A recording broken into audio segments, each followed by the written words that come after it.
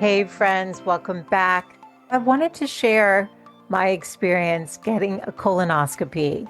Not something I ever thought I would talk about in a podcast, but prevention's important and the cases of colon cancer in those 50 and younger is increasing. So the recommended age for getting a colonoscopy used to be 50 years old. And then in the last few years, it was changed to 45 years old.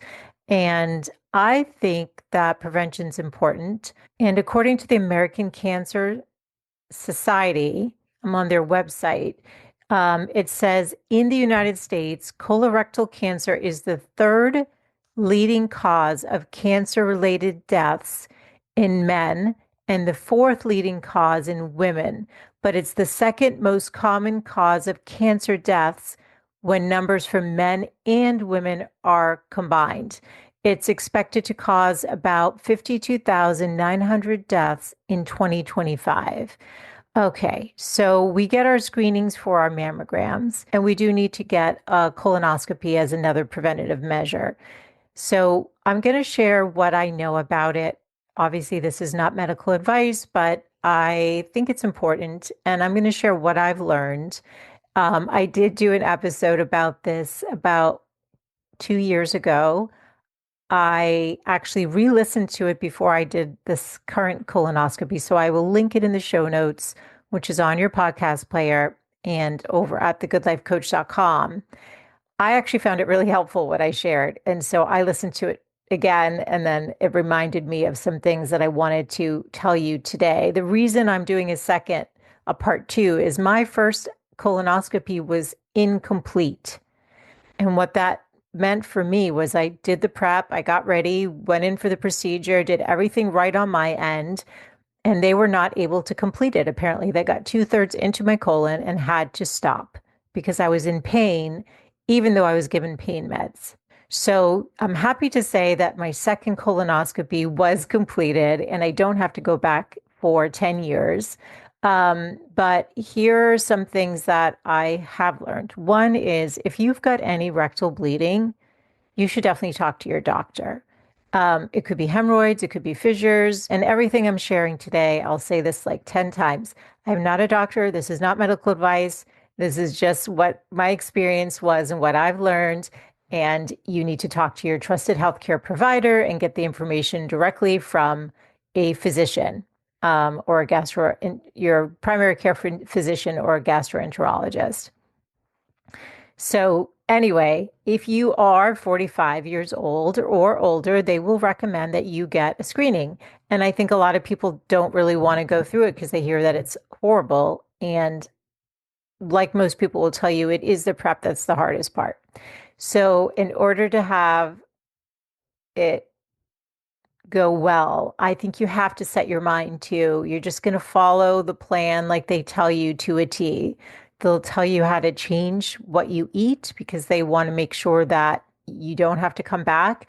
So it's important to follow the nutrition plan that they give you to make sure that you're not eating or drinking things that will make the reading a lot more challenging and maybe require them to either stop. Basically to stop or not be able to do it because you didn't follow it exactly. So, number one, get it scheduled. I wanted to see and meet the person who was going to do my colonoscopy, which I did the first time around. I made an appointment. I find that it's actually really hard to get an appointment with a gastroenterologist. Very busy department, especially if you don't have any existing symptoms. So that may not be possible.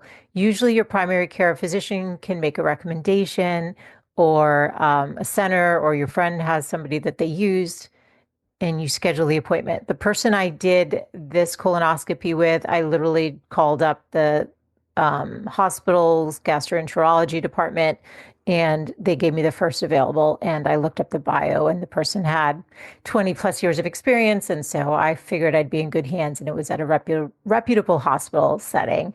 It was an outpatient setting, but through a reputable hospital.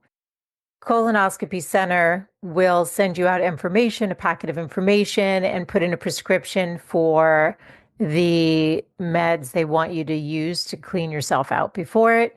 I was given the first time something called Suprep, which was a powder, which you mix with water. Second time, it was also Suprep, but this time it was a liquid mixed with water. So I'll get to how to get that stuff down based on what I experienced, because it does not taste good.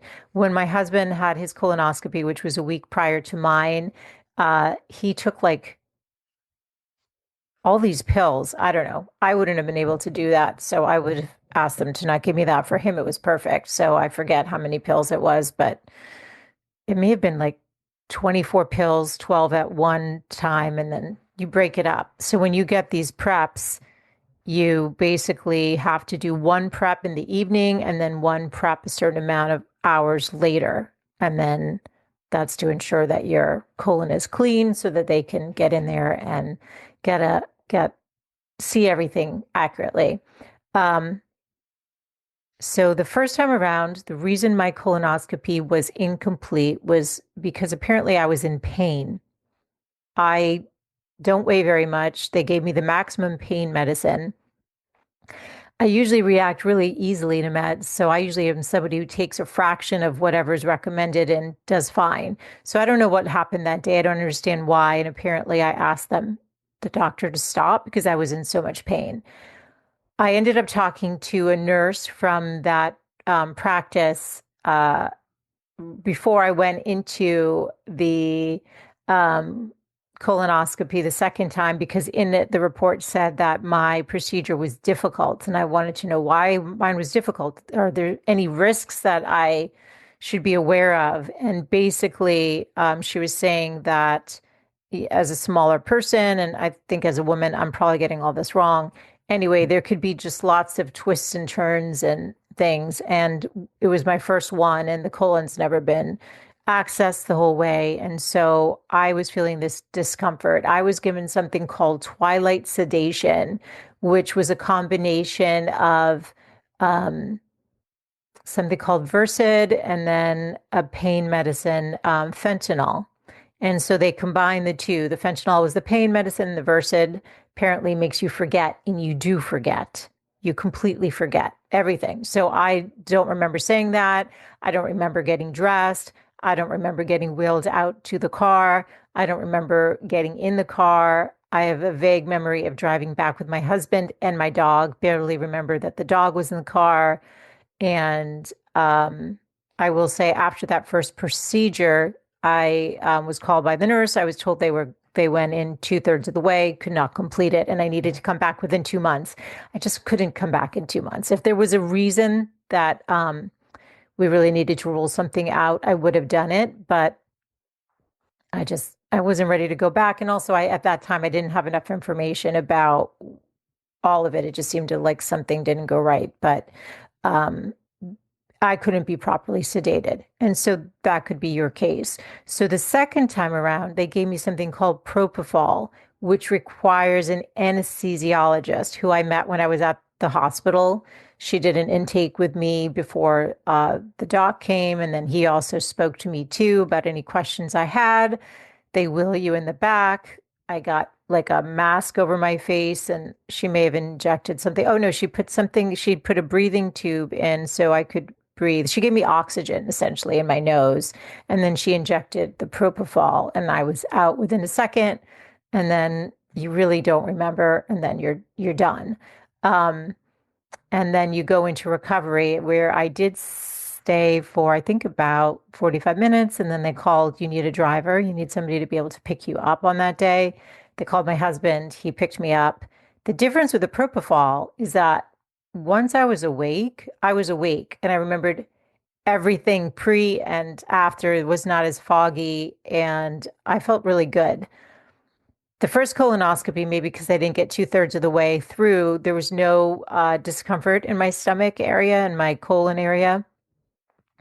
The second time, because I did get all the way through, I did have some discomfort after, but nothing that was on like the warning signs that they told you to look out for. So thankfully, all went well. So happy to be through with it. here are some things to think about. One is set your mind right. When you do it, make the appointment, ask your questions, and commit to doing it. Two, follow the instructions they give you to a T. Three, when you're doing the prep, here's something I learned. So when I listened to my first solo cast I did on this, I realized that I had to get up and do the second prep at 2 in the morning. I don't recommend that.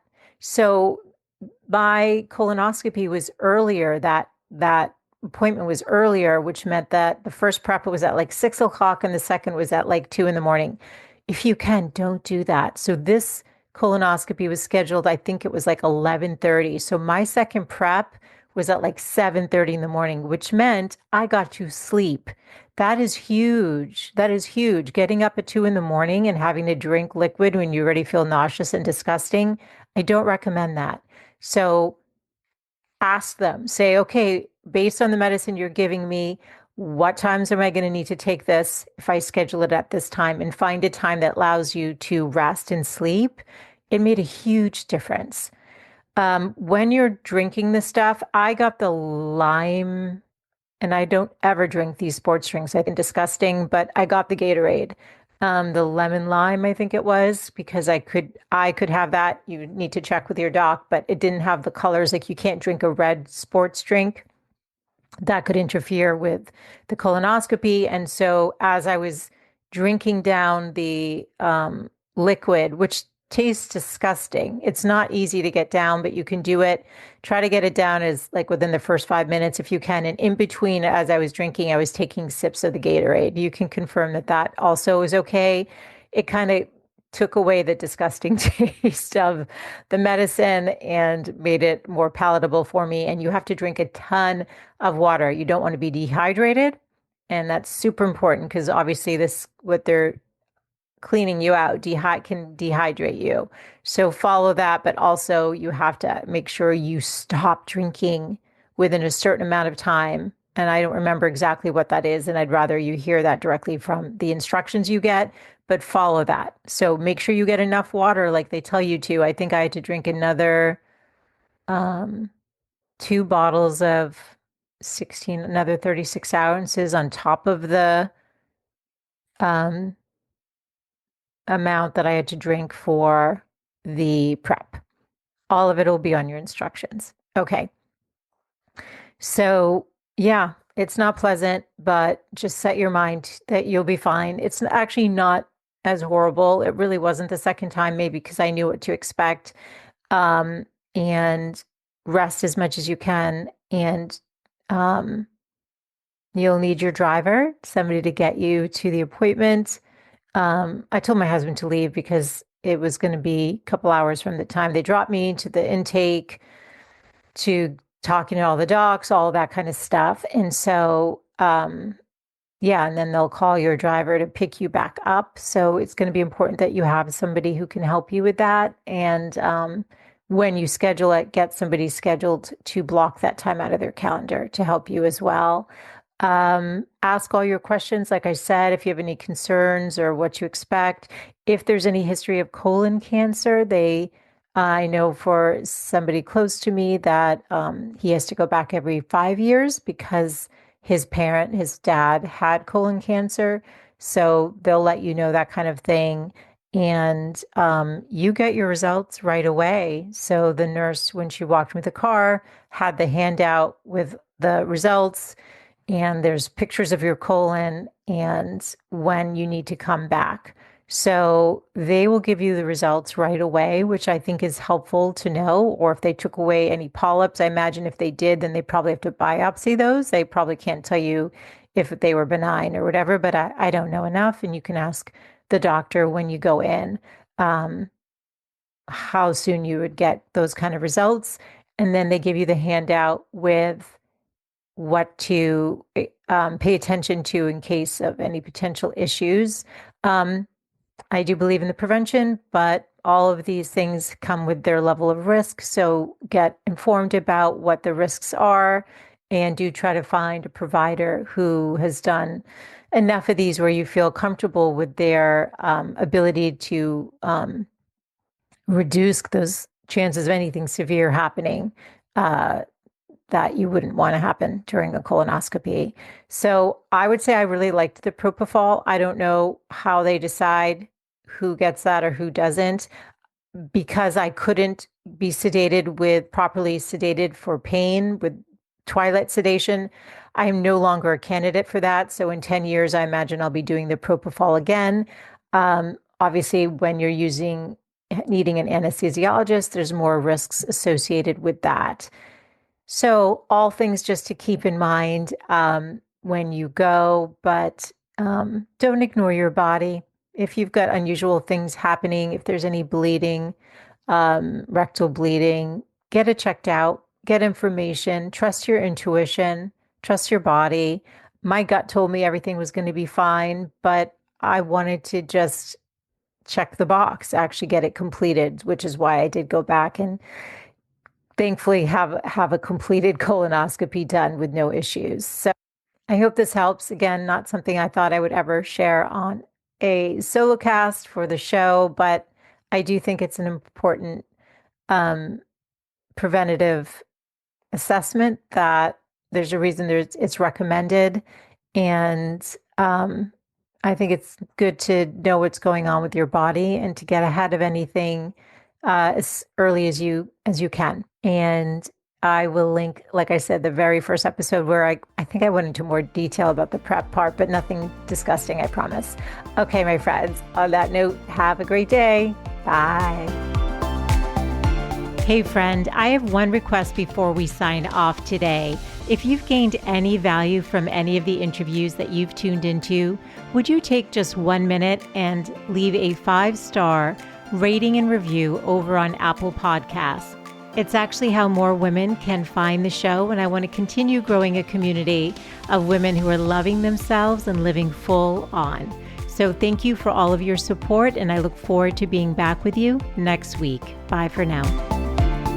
This podcast is presented for entertainment and educational purposes only. Any information provided is not intended to be a substitute for medical, mental health, or other professional advice. Seek out your trusted healthcare provider or other qualified professional for all matters dealing with your health and well-being. Any opinions or information provided by a guest are their own and not those of Michelle Lamoureux or the company.